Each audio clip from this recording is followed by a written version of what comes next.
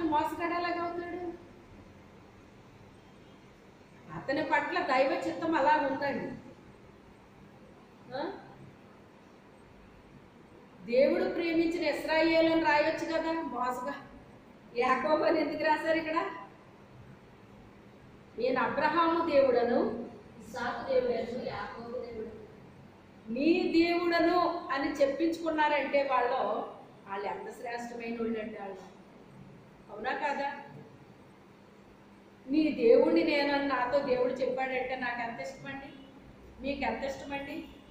నీ దేవుణ్ణి అని నీతో చెప్తే దేవుడు వచ్చింది, నీకు ఎలా ఉంటుంది నీ పరిస్థితి? అలా దేవుడు మన గురించి సాక్ష్యం ఇస్తే మనకు ఎలా ఉంటుందండి? ఎంత ఆనందంగా సంతోషంగా ఉంటుంది.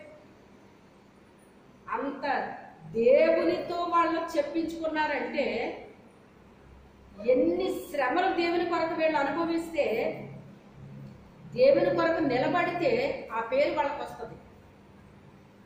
అర్థమైందా? మనము ఒక పేరు మనకు రావాలి అంటే మనము చాలా వాటి గుండా వెళ్ళాల్సి వస్తుందండి. ఊరికనే పేర్లు వస్తాయండి? వస్తాయా చెప్పండి? రావు. అనేకమైన అనుభవించాల్సి వచ్చినప్పటికైనా దేవుణ్ణి మనం విడిచిపెట్టకుండా ఉన్నప్పుడు చివరికి ఆయన ఎంత మంచి బిరుదిచ్చాడో చూడండి. నేను వాళ్ళ దేవుణ్ణి, అబ్రహాము దేవుణ్ణి, ఇస్సాకు దేవుణ్ణి, యాకోబు దేవుణ్ణి అని చెప్పాడండి ఆయన. ఆ యాకోబు పేరు ఇక్కడ వాడుతున్నాడు. ఏమని చెప్తున్నాడు ఆయన? తాను ప్రేమించిన యాకోబునకు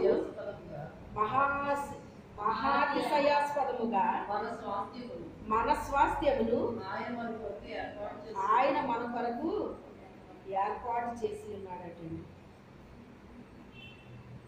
యాకోబుకి స్వాస్థ్యాన్ని ఏర్పాటు చేశాడటండి. ఈ యాకోబు పేరుని ఒక రాత్రంతా దేవునితో వెలుగులాడితే చివరికి నీ పేరు యాకోబు కాదు ఇశ్రాయేలుగా మారుస్తున్నాడని మార్చేశాడండి ఆయన. ఇశ్రాయేలు ఒక దేశముగా మారిపోయింది. ఇప్పుడు సొత్తు ఇచ్చాడా లేదా అతనికి? ఇచ్చాడా లేదా? ఇచ్చేసాడు. దేవుడు ఆర్భాటముతో ఆరోహణమాయను, బోరధ్వనితో యెహోవా ఆరోహణమాయను. దేవుని కీర్తించుడి, కీర్తించుడి, ఆయన మన రాజును కీర్తించుడి, కీర్తించుడి. ఎందుకు కీర్తించమంటున్నాడు ఇక్కడ? మన దేవుడట ఆర్భాటముతో ఆరోహణమాయను. అప్పుడు యేసుక్రీస్తు లోకంలోకి వచ్చాడా? వచ్చాడండి ఆయన. ఇది పాత నిబంధన, ఆయన ఇంకా రాలేదు. కానీ ఆయన వచ్చి సేవ చేసి శిలువ యాగం చేసి ఆయన సమాధిలోకి వెళ్ళి తిరిగి లేచి 40 రోజులు వాళ్ళకి వాళ్ళు తనకు తాను కనపరుచుకుని అనేకమైన ప్రత్యక్షతలు ఇచ్చి అనేక విషయాలు చెప్పి అప్పుడు ఆయన ఎలా ఆరోహణమయ్యాడట? ఆర్భాటముతో వెళ్ళాడటండి. ఆయన కామ్ గెలుకోలేదటండి. ఎలాగ వెళ్ళాడట? ఆర్భాటముతో ఆరోహణమాయను, ఘోర ధ్వనితో యెహోవా ఆరోహణమాయను. ఘోర ధ్వని అంటే ఘోరలు ఊదిని అటండి. ఎవరో దేవుని యొక్క దూతలు, దేవుని యొక్క దూతలు బోర్లు ఊదిని అంటండి. ఇదే మాటని అపోస్తలుడైన పౌలు గారు అపోస్తల కార్యాల్లో రాస్తున్నాడండి. 1వ అధ్యాయంలో రాస్తున్నాడు ఆయన. ఆయన వెళ్ళేటప్పుడు బోర్ల ఊదిని అని చెప్పేసి రాశాడు. ఆయన ఆర్భాటంతో వెళ్ళాడు ఆయన రాశాడు. బోర్లు ఊదబడ్డాయని రాశాడు. అంటే ఆయన ఆరోహణం అయ్యేటప్పుడు ఎవరికీ తెలియకుండా ఆయన ఏమని వెళ్ళిపోయాడా పైకి? చెప్పండి. ఆర్భాటముతో వెళ్ళాడు. చూస్తూ ఉండిపోయారటండి వీళ్ళు. ఆయన ఎప్పుడైతే ఈ ఆర్భాటముతో బూరలు ఊదుతుంటే అంత ఘనముగా ఎప్పుడైతే పైకి వెళ్తున్నాడో ఒక మేఘం వచ్చిందంటండి. ఆ మేఘం ఆయన్ని తీసుకుని వెళ్ళిపోయిందంట. వీళ్ళు అలాగే చూస్తూ ఉండిపోయారు. అప్పుడు 2 దూతలు చెప్తున్నాయన్నమాట అండి వీళ్ళు, ఇదిగో ఎలాగ వెళ్ళాడో ఇప్పుడు ఆయన మరలా వస్తాడు. ఎలాగ వెళ్ళాడో ఆర్భాటముతో అదే మాట పౌలు గారు రాస్తున్నాడు. ఎలాగొస్తాడట ఆయన? ఆర్భాటముతోను బూరల ప్రధాన దూత శబ్దముతోను ఆయన వస్తాడు అని చెప్పేసి దెసలోనికైలకు రాస్తున్నాడు అన్నమాట. చచ్చిపోయిన వాళ్ళ గురించి ఏడుతుంటే మీరు ఏడవకండి, ఆయన వస్తాడు, మొదట చనిపోయిన వాళ్ళు తిరిగి లేస్తారు, ఆ తర్వాత భూమి మీద ఉన్న మనం వెళ్తాము అని చెప్తున్నాడు అనమాట. భూమి మీద ఉన్న మనం వెళ్తామని చెప్తున్నాడు ఆయన. ఎప్పుడో జరిగే విషయాన్ని ఇక్కడ చెప్తున్నారు వీళ్ళు. ఎవరు చెప్తున్నారు? ఇవి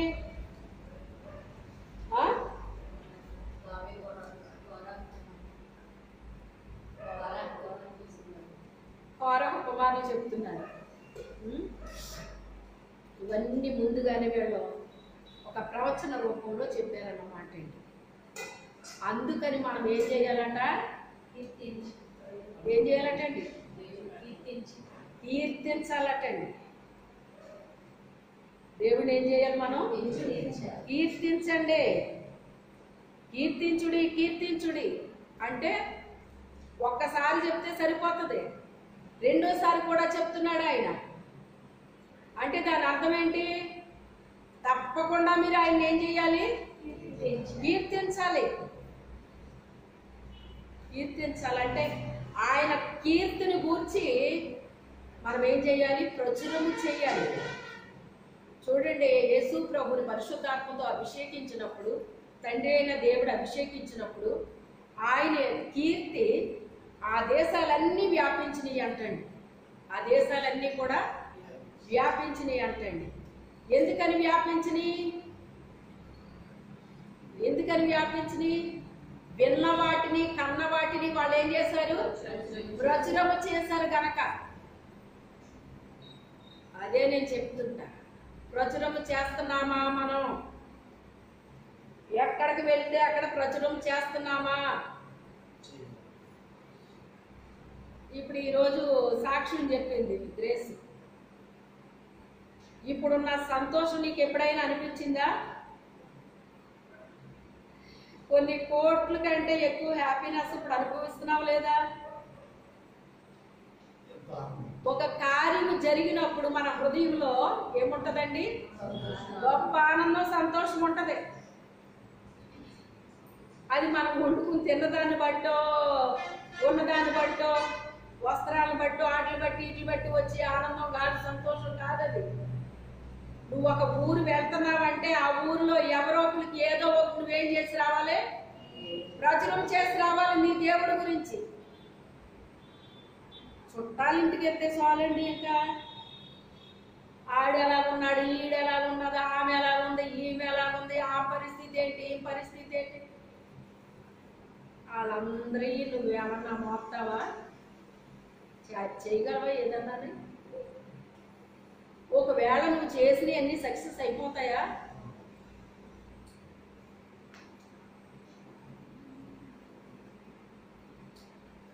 మా బంధువుల్లో ఒక ఆయన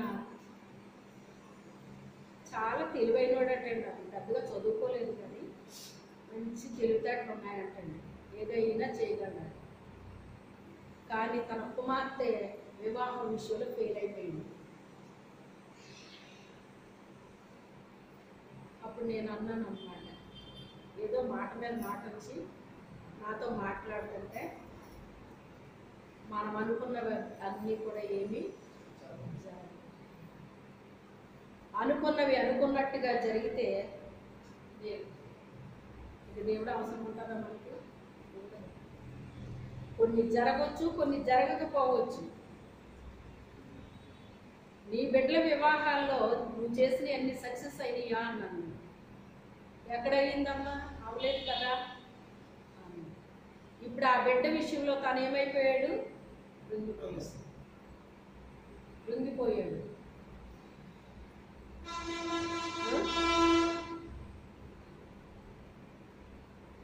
నా యొక్క బిడ్డ భారం అయితే నేను దేవుడి మీద వేసేసుకున్నాను. మనుషులు అయితే చెప్తా ఉంటున్నారు, అలా చేయండి, ఇలా చేయండి, అలా చేయండి, ఇలా చేయండి అని అందరూ చెప్తున్నారు. రైటే, వాళ్ళు చెప్పడం తప్పని నేను చెప్పట్లేదు. కానీ దేవుడు నాకు చెప్పేది ఏంటి అంటే, నువ్వు ఆగు, నేను చేస్తాను కదా అంటున్నాడు ఆయన. మరి ఎవరి మాట వినాలి ఇప్పుడు నేను? ఆయన మాట వినాలి కదా.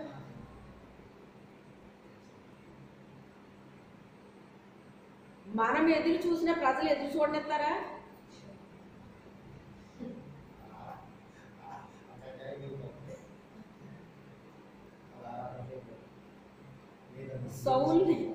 సౌలు పాపం యుద్ధానికి వెళ్దాం అనుకున్నాడు. అసలు వెళ్ళేదే మొదటి యుద్ధం. అది మొదటిసారిగా యుద్ధానికి వెళ్తుంటే దేవుడు చెప్పాడు, అక్కడ ఉన్న వాటిని అన్నింటినీ నశింపు చేసేయమను. ఆయనతో కూడా మాట్లాడలేదు, ప్రవక్తతో చెప్పాడు. ఇవన్నీ నేరుగా వాళ్ళతో ఏం చెప్పేవాడు కాదండి దేవుడు. అయితే అన్ని హతం చేసేమను, అది శాపగ్రస్తమైంది, అక్కడి నుంచి ఏమీ తేవద్దని చెప్పు అని ఇవన్నీ చెప్తేనండి సైతాన్ని ఎక్కడ దూరింది? ఇప్పుడు ప్రజల్లో దూరి ఆ రోజుల్లో ఎలాగా? ప్రవక్త రావాలి, యాజకుడు రావాలి, వచ్చి బలి అర్పించిన తర్వాత అప్పుడు వెళ్ళాలని మాట్లాడి ఏం చెయ్యాలి? యాజకుడు వచ్చి బలి అర్పించిన తర్వాత అప్పుడు అతను వాళ్ళ యుద్ధానికి వెళ్ళాలండి. ఆయన బలి అర్పించాలి, ఆయన ప్రార్థన చేయాలి వీళ్ళ కోసం. ఇప్పుడు వెళ్ళండి బాబు అని చెప్పేసి చెప్తే అప్పుడు వెళ్ళాలి. వీళ్ళం అంత పవర్స్ ఇచ్చాడనమాట అండి దేవుడు యాజకుడికి, ప్రవక్తకి. అతను యాజకుడు, ప్రవక్త, న్యాయాధిపతి, ఒక రకమేటండి. ఆయన అన్ని టైటిల్స్ ఇచ్చాడండి దేవుడు అతనికి. ఈ లోపల వేళ్ళలో ప్రవేశించేసి ఈ పాటకైనా వచ్చారు కదా, మీరు ఎక్కడికన్నా మీటింగ్కి వెళ్ళి చూడండి, ఎంత కంగారు పెడతారంటే యేసు ప్రభు రాపోయినా గొడవలేదు కానీ ముందు మీరు అందరూ రండి అన్నట్టు ఉంటారండి. మెయిన్ ఎవరు ఇప్పుడు అక్కడ? ఒకరోజు ప్రభు నాతో చెప్పారండి, ఆయన చెప్పిన విషయమే మీకు చెప్తున్నాను నేను. ఒకప్పుడు నన్ను చాలా సగౌరవంగా నన్ను ఆహ్వానించేవారు, అలాగే చూసేవారు నన్ను గౌరవంగాని. ఇప్పుడు కేవలం ఆహ్వానిస్తున్నారు తప్ప నన్ను పట్టించుకోవట్లేదు అన్నాడు ఆయన. ఎంత భయంకరంగా అయిపోయారో చూసారా యాజకులు? ఎంత బాధ అనిపించిందో అన్నమాట అండి. ఒక దుష్ట శక్తి అతని తల మీద కొట్టిందంటండి. ఆ మీటింగ్ పెట్టిన అతని తల మీద కొట్టింది అనమాట అండి. కొడితే అతని మైండ్ పనిచేయట్లేదు. అది ప్రభు నాకు చూపించింది. అప్పుడు ఏంటి నాకు ఇలాగ వచ్చింది అని చెప్పేసి ఆ పాస్టర్ గారు తెలిసిన ఆమెను అడిగాను అన్నమాట. నేను, అమ్మ ప్రభు నాకు ఇలా చూపించారు, ఏంటి ఆ పాస్టర్ గారు ఎలా ఉన్నారు అని అడిగానండి నేను. ఏమోనమ్మా, ఫస్ట్ ఇది చెప్పలేదు, నేను చెప్పకుండానే నేను అడిగాను అనమాట అండి. ఆ పాస్టర్ గారు ఎలా ఉన్నారు, ఏంటమ్మా మీటింగ్స్ ఎలా జరిగినాయి, ఏంటి అని అడిగితే, ఏమోనండి ఆయన మైండ్ ఏదో సరిగ్గా పనిచేయట్లేదు అంటున్నారండి అన్న. ఎంత కరెక్ట్గా చూపించాడు ఆయన.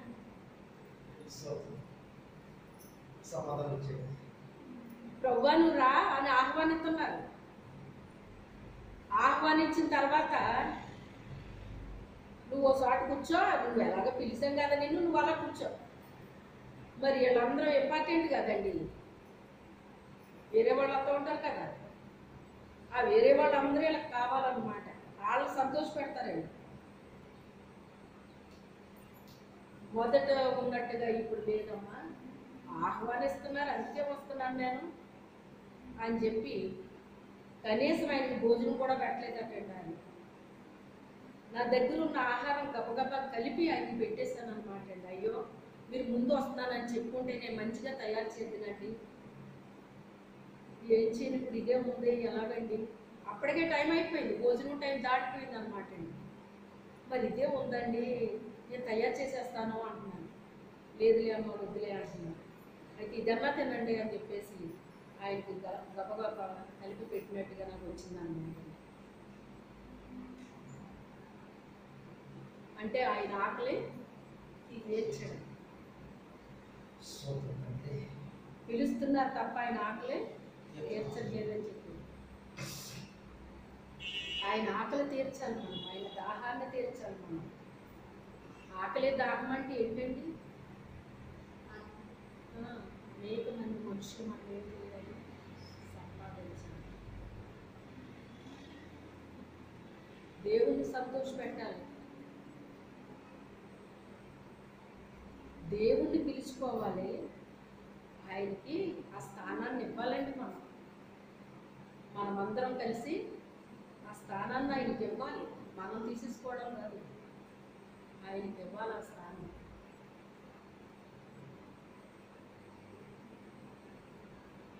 ఏదో చెప్పబోయి ఇందులోకి వెళ్ళాను.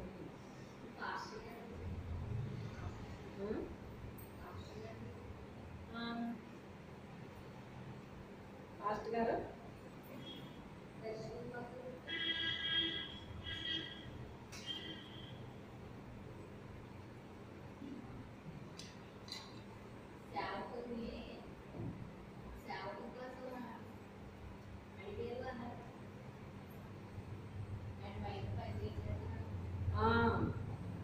అంతకుముందు ఏదో చెప్పబోయి మళ్ళీ అందులో వెళ్ళిపోయింది. ఆ రీతిగా ఆయన మైండ్ పనిచేయలేదటండి. కొంతకాలం ప్రభు చూపించినట్టుగానే జరిగింది అన్నమాట. ఆ తర్వాత మళ్ళీ ఆయన కోసం ప్రార్థన చేశాను. ప్రభు మైండ్ సరిగ్గా పనిచేసినా చేయకండి అని చెప్పేసి ప్రార్థన చేయడం జరిగింది అన్నమాట అండి. అయితే ఏది ఏమైనప్పటికైనా మనం ఏం చేయాలంట, ఆయన ఇలా అంటే ఇదంతా మొత్తం రాయలేదు కానీ ఇక్కడ ఎంత చెప్పుకుంటాడు వీళ్ళకి, రాయటం 2 మాటల్లో రాసేసాడండి. ఇక్కడ ఆయన ఇలా పుడతాడు, పుట్టి పెరిగి ఇలాగా సేవ చేస్తాడు, ఇవన్నీ కూడా చెప్తాడు కదండి. అవన్నీ చెప్పిన తర్వాత ఆరోహణమైన విషయాన్ని చెప్తాడు అన్నమాట. ఇక్కడ అది మొత్తం చెప్పాడు అన్నమాట అండి. ఇక్కడ అప్పటికి ఇంకా ఈయన పుట్టలేదు, ఏమీ లేదన్నమాట అండి. అలాంటి ఆయన అందుకని ఆయన ఏం చేయాలి? మనం కీర్తించండి అని ఒక్కసారి చెప్పి వదిలేస్తే సరిపోతుంది. దాన్ని 2 సార్లు చెప్పాడు అంటే మనం ఒకసారి చెప్తామండి, కొన్ని మాటలు ఒకసారి చెప్తామా? అమ్మాయి ఈ పని చెయ్యి, ఈ పని ఇది చెయ్యమని చెప్పాను కదా, ఈ పని చెయ్యి సుమా, మర్చిపోక సుమా అని మనం 2-3 సార్లు చెప్పాము అంటే అది తప్పకుండా ఏం చేయమని అర్థం, తప్పకుండా చెయ్యాలని అర్థం అక్కడ. అలాంటి ఆయన మళ్ళీ తిరిగి వస్తాడు. మనం ఏం చెయ్యాలి? ఆయన్ని దేవుని కీర్తించుడి మన రాజుని. మళ్ళీ వాడుతున్నాడు ఆ మాట, మన రాజుని కీర్తించుడి దేవుడు సర్వభూమికి, మళ్ళీ అదే మాట చెప్తున్నాడు, సర్వభూమికి రాజై ఉన్నాడు. రమ్యముగా కీర్తనలు పాడుడి. రమ్యముగా అంటే ఆ మాట కూడా ఉందండి మరి ఇందులోని. కొంతమంది అంట పిచ్చి పాటలు పాడతారటండి. ఏం చేస్తారంట అంటే దీని అర్థం ఏంటంటే, ఇప్పుడు కొంతమంది, అందరూ కాదు కానీ పిచ్చి పాటలే పాడుతున్నారన్నమాట. ఒకప్పుడు పాడే పాటల్లో అర్థాలు ఉండేవన్నమాట అండి. అవి లోపల హృదయం కదిలించబడిపోయింది మనిషికి. ఇప్పుడు ఏం చేస్తున్నారంటే వీళ్ళకి ఏం కావాలంటే ముఖ్యంగా ఏం కావాలి వీళ్ళకి అవి కావాలి ఇప్పుడు ముఖ్యంగానే. ఎంత చెత్తగా ఉంటే అన్ని వస్తాయటండి, అవి మంచిగా వాటికి రావటండి. ఎంత చెత్తగా పెట్టారో అన్ని వచ్చేస్తాయటండి అక్కడ.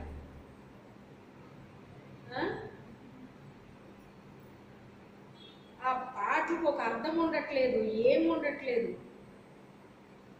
ఏం పాడుతున్నారో తెలియట్లేదు, సినిమా స్టైల్ పెడుతున్నారు అని కొంతమంది, అలాగే ఎందుకు పాడుతున్నారు వాళ్ళని కొంతమంది, నేను అలాగే అక్కడ పాడానని వేళ్ళు. ఇది సరిపోయిందండి. ఇంకే పిచ్చి పాటలు పాడతారని ఇందులో ఉందండి, వాక్యంలో ఉంది. అందుకే మనం ఎలాంటి పాటలు పాడాలట? రమ్యమైన పాటలు. రమ్యమైన అంటే అర్థం ఏంటి?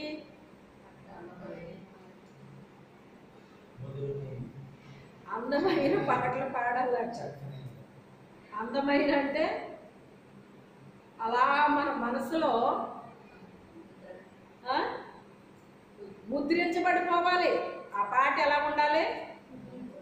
ముద్రించబడిపోవాలి. నువ్వు పాట పాడావు అంటే ఆ పాట వలన దేవునికి మహిమ రావాలి, ఘనత రావాలి, విన్న వాళ్ళలో కార్యము జరగాలి. విన్న వాళ్ళలో కార్యము జరగాలి. నువ్వు ఇప్పటికిప్పుడు వచ్చి పుస్తకం తెలుసుకోవటం కాదు ఇక్కడ. నువ్వు ముందు నుంచే ఏం చేయాలి? సిద్ధపడాలి. నువ్వు ముందు నుంచే సిద్ధపడితే కనీసం ప్రారంభ టైంకి ముందు రాగలుగుతావు. నువ్వు అప్పటికప్పుడు సిద్ధపడితే మధ్యలోకి వస్తావు. ఉదయం సిద్ధపడితే మధ్యలోకి వస్తావు. టైం ఎలా ఉంటుందో తెలుసా అండి? మరి చాలా టైం ఉంది కానీ అనిపిస్తుంది. మనం సిద్ధపడేటప్పటికి ఆ టైం ఏమైపోతుందో తెలియదు, అది ఎక్కడ పోతుందో తెలియదు మనకి.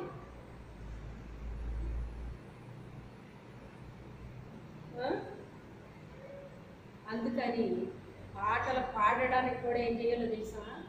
సిద్ధపడాలి. ప్రభువా, నీ పేరట నేను నిలబడినప్పుడు నేను నీకు మహిమార్థమైన పాటలు పాడాలి.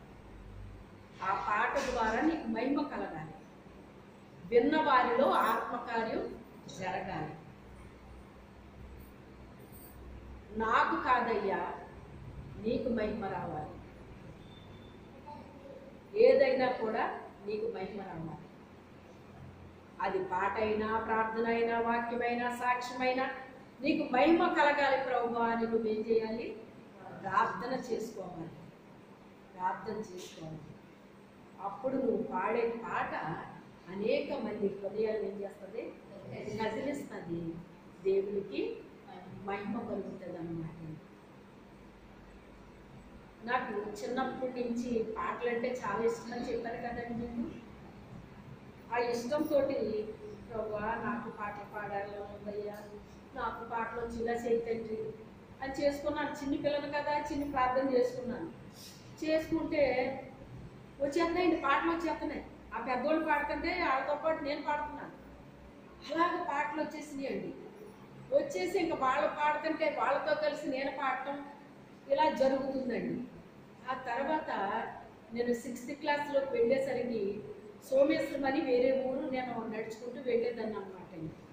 వెళ్ళినప్పుడు 3 జంక్షన్ వాళ్ళు కలుపుతారు అక్కడ. నాకు ఒకటి పసలపూడోళ్ళు, రెండోదేమో కుతుకులూరు వాళ్ళు, తర్వాత మార్చిపారం వాళ్ళు, ఇలా కలుస్తాం అన్నమాట. కలిసినప్పుడు నా తపనంతా ఏంటి? చదువు మీద ఉండేది కాదండి నాకు. చదువు ఎందుకు చదివిద్దాన్ని అంటే కొడతారేమో భయంతో చదివిద్దాన్ని. చదవకపోతే ఏం చేస్తారు? కొడతారని. కానీ నా మనసంతా దేని మీద ఉండేది? పాటల మీద ఉండేది, వాక్యం మీద ఉండేది, ఇదే ఉండేదండి నాకు. అప్పుడు ఏం చేసేదాన్నంటే, ఈ క్రైస్తవ పిల్లలు ఎప్పుడైతే నాకు దొరికారో, మీ చర్చిలో ఏం పాటలు పాడుతున్నారు అని ఆ పిల్లలు నేను పాటలు అడిగేదాన్నండి. ఆ పిల్లల దగ్గర మొత్తం మీద నేను సేకరించుకునేదాన్ని. మొత్తం మీద నేను శుక్రవారమైనా, ఆదివారం అయినా నేను పాటలు పాడే టైంకి కొత్త పాటలు ప్రజెంట్ చేసేదాన్ని అక్కడ. అది రాసుకోవాలి, నేర్చుకోవాలి, పాడేసేదాకా నాకు మనశ్శాంతి ఉండేది కాదు. నాకు ఆకలి లేదు, దాహం లేదండి. ఆ రీతిగా పాటలు నేర్చుకుని ప్రజెంట్ చేస్తున్నాను నేను.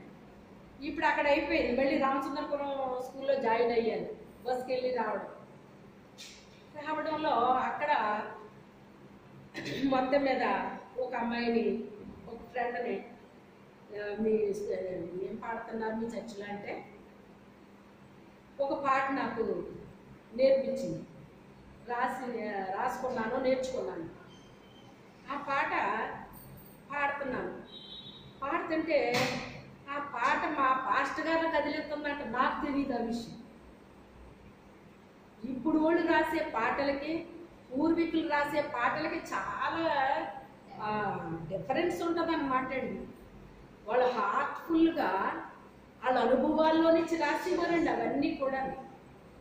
ఆయన చాలా వేదనతో రాసిన పాట అంటండి అది. ఆ రాసిన ఆయన, నేను అది నేర్చేసుకున్నాను కదా, మరి నేర్చుకున్నది నేను పాడకుండా ఉండగలనా? నేను ఉండలేను. అందుకని ఆ పాట తీసాను అన్నమాట. తీసి పాడతంటే ఇది పాస్ట్ గారు హృదయాన్ని కదిలేస్తుంది బాబా, నాకు తెలియదు. అప్పుడు ఆయన అన్నారు, అమ్మా షారా ఇలారా ఎక్కడ నిలబడి పాడు అన్నారు. ఏంటి అక్కడ నిలబడి పాడమంటున్నారు ఏంటి అనుకున్నాను.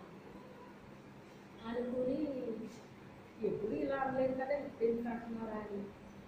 నాకేమో అక్కడ నిలబడి పాడటం భయం. మా పాస్టర్ గారు అంటే మాకు చాలా గౌరవంతో కూడిన భయం అండి. భయం అంటే ఆయన ఏదో కొట్టేస్తారు, తిట్టేస్తారని కాదు. ఆ పెళ్ళి మొత్తం మీద పాడానండి. ఇంకోసారి పాడమ్మా అన్నారు ఆయన. ఇంకోసారి పాడమంటున్నారు ఏంటి అనుకున్నాను నేను. అప్పుడు మళ్ళీ ఇంకోసారి పాడమ్మా అంటే నేను మళ్ళీ ఎందుకు పాడమంటున్నారా అని అనుకున్నాను. ఇంతకీ చూస్తే పాస్టర్ ఏడుస్తున్నారండి. ఆయన కళ్ళలో నుంచి నీటి కారిపోతున్నాయి. అదేంటంటే యోవేలు గ్రంథంలో మొదటి అధ్యాయంలో ఉంటుందండి. ఆ వాక్యం అంతా కూడా ఒక పాట రూపంలో రాశారు ఒక ఆయన.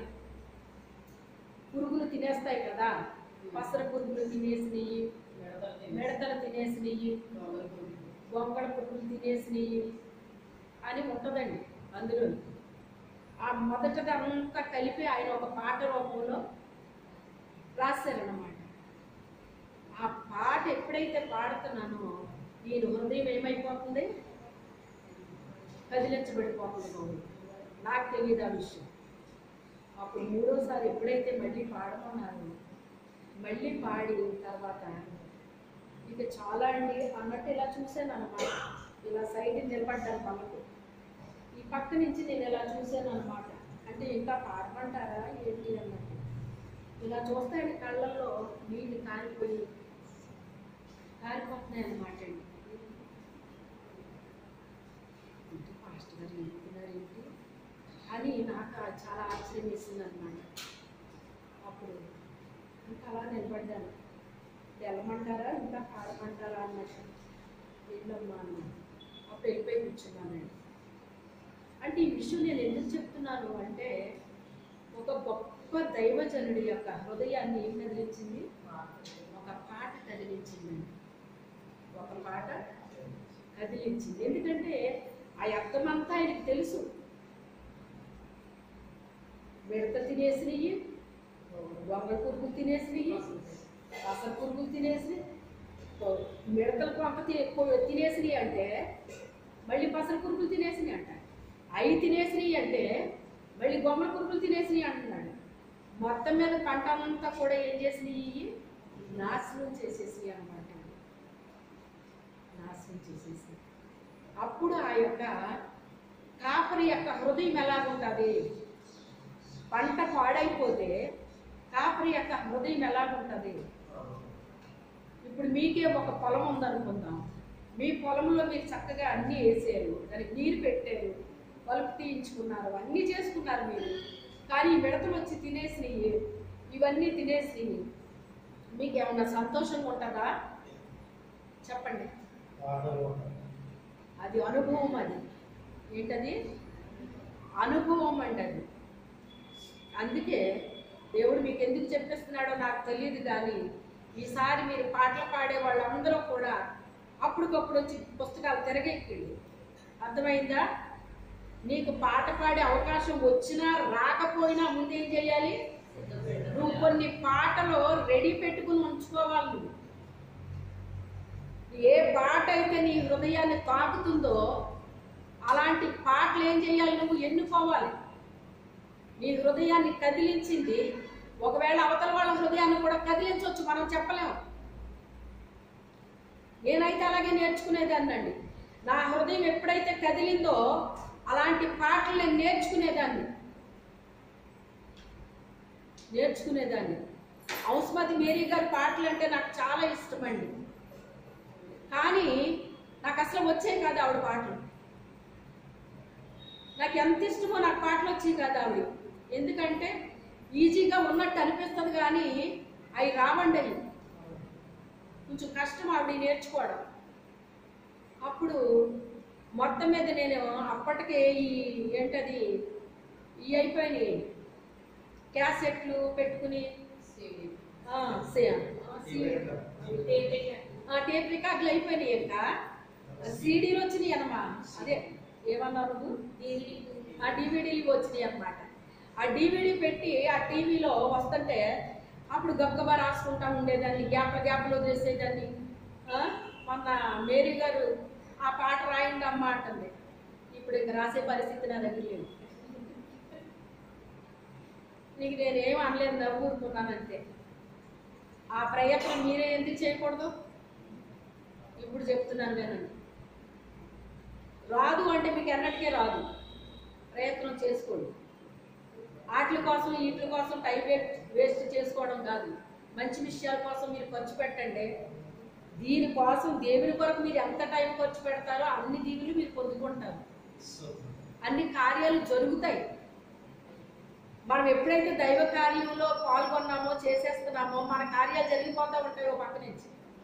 వాటి కోసం మనం అంత పోరాడే పని ఏమి ఉండదండి. లేకపోతే చాలా పోరాటం చేసుకోవాల్సి వస్తుంది మన కార్యాల కోసం. మనం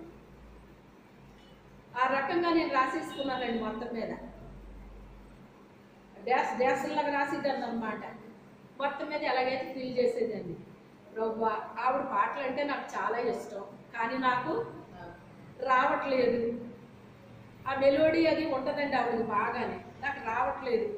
పరిశుద్ధాత్మ దేవ నాకు నేర్పించు ప్రభువా, నువ్వు నేర్పితే నాకు వస్తాయి, కానీ లేకపోతే నాకు రావు ప్రభువా, నాకు నేర్పించయ్యా అని చెప్పేసి ప్రార్థన చేసుకుని అప్పుడు ప్రారంభించానమ్మా. ప్రారంభిస్తే దేవుడు నాకు సహాయం చేయటం ప్రారంభించాడు. ఆశ కలిగిన ప్రాణాన్ని దేవుడు ఏం చేస్తాడు? తృప్తిపరుస్తాడండి. కష్టపడకుండా ఎవరైనా పైకి వస్తారండి? ఒకరు పైకి వచ్చారంటే దాని వెనక చాలా శ్రమ ఉంటుంది. ఆ రీతిగా అలా నేర్చుకున్నానండి. పాడడం మొదలు పెడితే ఆ పాటలు నాకు ఈజీగా రావడం మొదలెట్టింది. అంత క్రితం నేను ఎంత కష్టపడ్డా నాకు రాలేదండి అది. కానీ విశ్వాసంతో ఏం చేసుకున్నాను నేను? ఇక వీళ్ళు వెళ్ళిపోతారు కదండి, పిల్లలు వెళ్ళిపోయిన తర్వాత, ఈయన వెళ్ళిపోయిన తర్వాత ఆ ఖాళీ టైంలో నేను చేసే పనులు ఇయ్యనమాట అండి. ఖాళీగా ఉండేదాన్ని కాదు నేను అసలు. ఏదో ఒకటి చేసుకుంటాను ఉండేదాన్ని అన్నమాట. అంతే తప్ప ఖాళీగా ఉండేదాన్ని కాదు. ఒకవేళ మరి రోజంతా అలా కూర్చుని ఉండాలంటే నడుము నొప్పి వస్తుంది కదండి. అప్పుడు వెళ్ళి మంచం మీద పడుకుని ఇటు అటు దొరుకుతూ పాటలు పాడిద్దాను అన్నమాట. ఎందుకని పడుకున్న మనిషి ఏం చేయాలి? నిద్రపోవాలి కదా. నిద్రపోయేదాన్ని కాదు, పాటలు పాడతా ఒక 5-10 నిమిషాలు, ఓ 15 నిమిషాల కంటే ఎక్కువ అసలు పడుకునేదాన్ని కాదు. అటు ఇటు తిరుగుతా మొత్తం మీద ఆ పాటలు పాడుకు లేచిందని అనమాట. లేచి ఇప్పుడు ఏం చెయ్యాలా అనుకోవటం, ఇంకా అది చేసేయటం. ఆ రకంగా ఆవిడ పాటలు నాకు చాలా ఈజీగా వచ్చినాయి అన్నమాట అండి. అయితే ఒక అమ్మాయి అన్నదన్నమాట అండి, ఆమె నిజంగా నన్ను ఎగతాళి చేసిందో ఏమో నాకు తెలియదు కానీ, ఏంటంటే హంసమతి మేరీ గారిలా పాడేస్తున్నారు మీరు అన్నారు. ఆవిడ గొంతు నాకెక్కడ వచ్చమ్మా, ఆవిడ పాటలు నేను పాడగలనా, నాకు వచ్చా, అంత లేదు నా దగ్గర అంటే, లేదండి మీరు ఆ హంసమతి మేరీ గారిలాగే పాడుతున్నారండి అన్నారు. అయ్యి బాబోయ్ అంత ఏమీ లేదులే అనేసి ఆవిడ కొంచెం ఎగతాళి చేసి మనిషి అనమాట అండి. ఆ తర్వాత మా బంధువులు ఒక ఆయన పాస్టర్ అనమాట, ఆ పాస్టర్ వచ్చాడు. ఆ అబ్బాయికి అప్పటికి ఇంకా మ్యారేజ్ అవ్వలేదు, ఏదో పని మీద వచ్చాడంట. వచ్చేటప్పటికి నాకు పాటలు పాడుకోవడం అలవాటు కదా, నేను పాటలు పాడుకుంటున్నాను. ఈ లోపల ఈ అబ్బాయి వచ్చాడు. ఈ అబ్బాయి వచ్చేసరికి అలాగే వింటున్నాడు అన్నమాట, లోపలికి రాకుండా కొమ్మ దగ్గర నిలబడి వింటున్నాడు అన్నమాట. ఆ పాట ముగింపు అయిన తర్వాత ప్రైజ్లాడు అక్క, ఎంతసేపు అయిందమ్మా నువ్వు వచ్చాను, మీరు పాట పాడుతున్నాను కదక్క వింటున్నాను, కొంచెం ప్రాక్టీస్ చేస్తే ఆవిడలాగే పాడేస్తాను మీరు అని. నాకు అంత ఆశ లేదు, ఆవిడకి ఇచ్చిన గొంతు ఆవిడది, నాకు ఇచ్చిన గొంతు నాది. ఎప్పుడు కూడా దురాశకి వెళ్ళకూడదండి మనం. నన్ను ఎందుకు దేవుడు ఎన్నుకున్నాడో ఆ రీతిగానే నేను ఉపయోగపడాలి, ఎవరిని ఎందుకు ఎన్నుకున్నాడో ఆ రీతిగానే ఉపయోగపడాలి. ఆవిడ పాటలో నేను పాడాలి, నేర్చుకుని పాడాలి అనే ఆశ అయితే ఉంది కానీ నేను ఆవిడలా పాడేయాలన్న దురాశ అయితే నాకు లేదు. అప్పుడు ఏం లేదమ్మా నాకు ఇష్టమా, ఆవిడ పాడాలంటే నాకు ఇష్టమమ్మా అన్నాను. లేదక్క బాగా పాడుతున్నారు అక్క, కొంచెం మీరు ప్రాక్టీస్ చేస్తే ఆవిడకిలా పాడేయగలరు మీరు అన్నారు. కానీ నాకంత ఆశ అయితే దురాశ అయితే లేదు నాకు. ఎందుకంటే ఆవిడ స్వరం పేరు, ఆవిడ చనిపోతే పాట పాడుతూ లేచారటండి. ఎంతమందికి తెలిసి విషయం తెలీదా? ఎవరికి తెలియదా? ఆవిడ చనిపోయిన ఆవిడ మళ్ళీ దేవుడు ప్రాణం ఇచ్చి పాట పాడుతూ లేచారటండి. ఆవిడ పాటలు రావంటండి, ఆవిడ పాటలు రావంట, కానీ మాట ఏమో ఒకలాగా వస్తుంది. ఆవిడ విన్నారా? గొంతేమో ఒకలా ఉంటుంది అన్నమాట. అసలు ఆ పాటకి ఆవిడకి సంబంధం లేనట్టు ఉంటారు. ఎంత బాగా పాడతారో అన్నమాట. అంత ఆ రీతిగా దేవుడు నాకు నేర్పించాడు. పరిశుద్ధాత్మ దేవుడు ఏం చేశాడు? నేర్పించాడు. ఒక్కొక్కసారి నేను పాత పాటలు మర్చిపోతానండి. ఇదేంటి ఇదంతా ఇప్పుడు ఎందుకు వస్తుంది, ఇది ఎవరికో అవసరం కావాలి. పాత పాటలు మర్చిపోతాను నేను. అయితే నోరేమో స్టార్ట్ చేస్తుంది. స్టార్ట్ చేస్తుంటే వచనాలు మర్చిపోతున్నాను నేను. వచనాలు మర్చిపోతుంటే అప్పుడు మనసులో ప్రభువా పరిశుద్ధాత్మదేవా ఈ వచనం నేను మర్చిపోయానయ్యా, దీని తర్వాత ఏం పాడాలయ్యా అనుకుంటాను అన్నమాట. మనసులో అనుకుంటానండి. అనుకునేసరికి 4 పాడుతూ ఉంటుంది. హల్లెలూయా. మన దేవుడు పరిశుద్ధాత్మ దేవుడు మర్చిపోయిన వాటిని ఏం చేస్తాడో జ్ఞాపకం చేస్తాడు. తెలుసా అండి మీకు? నా అనుభవంలో ఉన్నాయి. మరి మీ అనుభవంలో ఎంతమందికి ఉన్నాయి? హల్లెలూయా చెప్పండి. ఆయన జ్ఞాపకం చేస్తాడు, మనం మర్చిపోయిన ఆయన జ్ఞాపకం చేస్తాడు అన్నమాట. అలాగే కొన్ని పాటలు కూడా నాకు జ్ఞాపకం చేసిన రోజులు కూడా నా జీవితంలో ఉన్నాయన్నమాట. ఆయన మహారాజు అయి ఉన్నాడు కనుక ఆయన ఏం చేయాలి? మనం కీర్తించాలంటండి. ఆయన నామాన్ని గొప్ప చేయాలండి, ఆయన నామాన్ని ప్రచురం చేయాలండి. రమ్యముగా కీర్తనలు పాడండి. దేవుడు అన్యజనులకు రాజై ఉన్నాడు. దేవుడు తన పరిశుద్ధ సింహాసనం మీద ఆసీనుడై ఉన్నాడు. మనకే కాదట, అన్యజనులకు కూడా ఆయన రాజై ఉన్నాడని చెప్తున్నాడు. పరిశుద్ధ సింహాసనం మీద ఆసీనుడై ఉన్నాడని చెప్తున్నాడు. జనుల ప్రధానులు అబ్రహాము యొక్క దేవునికి జనులై కూడుకొని ఉన్నారు. ఎవరు కూడుకున్నారటండి?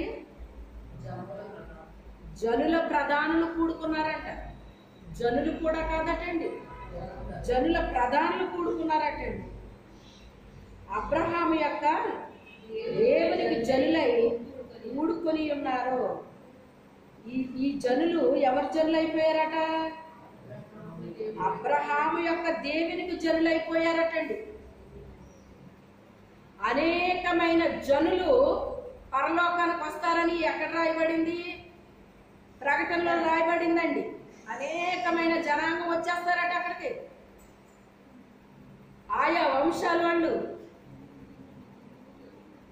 వాళ్ళందరూ కూడా పరలోక రాజ్యానికి వస్తారు. మీరందరూ ఎక్కడి నుంచి వచ్చారు అని అడుగుతున్నాడండి. చెప్తున్నారు, లోపల రమ్మనండి. వాళ్ళు భూ నివాసులు ధరించుకొను కేడెములు దేవునివి, ఆయన మహోన్నతుడు. ఆయన మనకి కేడెముగా డాలుగా మనకి ఉన్నాడండి. ఆయన మనం ఏం చేస్తామంట? ధరించుకొని, భూ నివాసులు ధరించుకొని కేడెములు దేవునివి, ఆయన మహోన్నతుడు. ఆయన ఈ దేవుని యొక్క కేడాలంట మనం ఏం చేసామంటండి? ధరించుకున్నామంటండి. క్రీస్తుని ఏం చేయాలి? మనం ధరించుకోవాలి. ధరించుకోవాలి. క్రీస్తు గురించి మాట్లాడుకోవటం, ఆ తర్వాత ఆయన పక్కన పెట్టేయటం అలా ఉండకూడదట. వస్త్రాన్ని మనం ధరించుకున్నాం కనుక మన ఒంటి మీద ఇది ఏం చేసింది? ఉన్నది. అవునా కదా? ధరించుకుంటే ఉంటది, ధరించుకోకపోతే ఉంటుందా? అలాగే క్రీస్తుని కూడా ధరించుకోవాలటండి. మనం ఒక వస్త్రాన్ని ధరించినట్టుగా క్రీస్తుని మనము ధరించుకోవాలి. ఆయన ఎల్లప్పుడూ మనతోనే ఉండాలన్నమాట అండి. ధరించుకోవడం అంటే ఏంటి? ఎల్లప్పుడూ ధరించుకోవాలి. ఆయన మహారాజు అయి ఉన్నాడు, ఆయన పరిశుద్ధుడై ఉన్నాడు, ఆయన మహోన్నతుడై ఉన్నాడు. అందుకని ఆయన ఏం చేయాలంటే మనం కీర్తించాలటండి, గణపరచాలటండి, మయంపరచాలటండి. ఆర్భాటముగా ఆయన ఏం చేయాలి? మనం జయధ్వనులు చేయాలటండి, గాన ప్రతిగానాలు చేయాలండి ఆయన్ని. ఎందుకంటే ఆయన గొప్పవాడు, గొప్ప దేవుడు. మన కొరకు ప్రాణం పెట్టిన ఆయన, మన కొరకు ప్రాణం పెట్టాడు. ఆయన గురించి తెలుసుకోవడానికి ఆయన కాపర్లు పెట్టాడు. మనకు ఆయన గురించి తెలుసుకోవడానికి ఆయన కాపర్లు పెట్టి మనకి బోధించడానికి, మనకి పరిచర్య చేయడానికి వాళ్ళు మనకి నియమించాడు ఆయన. ఆ పరలోక విషయాలన్నీ కూడా మనం ఏం చేస్తున్నాం? మరి వింటున్నాం కదండి. విని మనం ఏం చేయాలి? సిద్ధపడాలి. దేవుని రాజ్యానికి వెళ్ళడానికి ఏ రీతిగా ఆయన వెళ్ళాడో మరలా ఆయన వస్తాడో, మనల్ని తీసుకుని వెళ్తాడు. ఈలోపు మనం ఏం చేయాలి? ఆధ్యాత్మికంగా మనం సిద్ధపడాలి. అనేక మందిని సిద్ధపరచాలన్నమాట అండి. ఒకటి, మన ప్రార్థన ద్వారా కార్యం జరుగుతుంది, మన పాటల ద్వారా కార్యం జరుగుతుంది, మన సాక్ష్యం ద్వారా కార్యం జరుగుతుంది, మన వాక్యం ద్వారా కార్యాలు జరుగుతాయి. ఇలాగ అనేక రకాలుగా కార్యాలు జరుగుతాయి అన్నమాట అండి. కార్యాలు జరుగుతాయి. ఏ రూపాన్నైనా దేవుడు మనల్ని వాడుకోగలడు. నువ్వు మందిరానికి సంబంధించి ఏ పని చేసినా మనుషులు దృష్టించకపోవచ్చేమో కానీ దేవుడు మనల్ని దృష్టిస్తాడు. హల్లెలూయా. అందుకే ఆయన దృష్టి ఎవరి మీద ఉండాలి? మన మీద ఉండాలి. ఆయన దృష్టి మన మీద ఉండాలి. ఇప్పుడు ఈ ప్రయాసంతా పడ్డానని మీరు ఏమన్నా చూసారా నన్ను? ఇప్పుడు నేను చెప్తే మీకు తెలిసింది కదా. నాలాగా మీరు ఎంతమంది పడుతున్నారో మీకు అర్థమవుతుంది. అవునా కదా? నిజమే, ఇంత ప్రయాసపడాలి అని అర్థమవుతుంది. ఈసారి మీరు ఏం చేయాలని చెప్పాను మీకు? పాటలు ముందుగా పాట విన్నప్పుడు అవతల వాళ్ళ హృదయం ఏమవ్వాలి? కదిలించబడాలి. కదిలించబడాలి, రమ్యమైన పాటలు పాడాలి, చప్పట్లు కొట్టాలి. దేవునికి మహిమకరమైన దేవుని మాటలు విన్నప్పుడు మనం ఏం చెప్పాలి? ఇప్పుడే చెప్పట్లేదు, ఇంక తర్వాత ఏం చెప్తాను? ఎందుకంటే దేవుని రాకడ సమీపం అయిపోయిందండి. ఇంకా నేను నేర్చుకుంటానండి అంటే కుదరదు. ఇంకా చెప్పిన వెంటనే చేసేసేటట్టు ఉండాలి. ఇంకా అంత సమీపం అవుతుంది దేవుని రాకడ. ఏది కూడా అశ్రద్ధగా మీరు వినేసి వదిలేసేటట్టుగా మీరు ఉండకూడదు. విన్నది ప్రతిదీ కూడా అమలు జరిపేటట్టుగా అంత ఫాస్ట్గా ఉండాలన్నమాట. మీరు వినట మట్టుకు వినే వారిగా మీరు ఉండకూడదు. విన్న దాని ప్రకారంగా జీవించేటట్టుగా ఉండాలి. అటువంటి కృప దేవుడు మనకందరికీ అనుగ్రహించిన కాక మీలో ప్రేరేపించబడిన వారు ప్రార్థన చేయండి.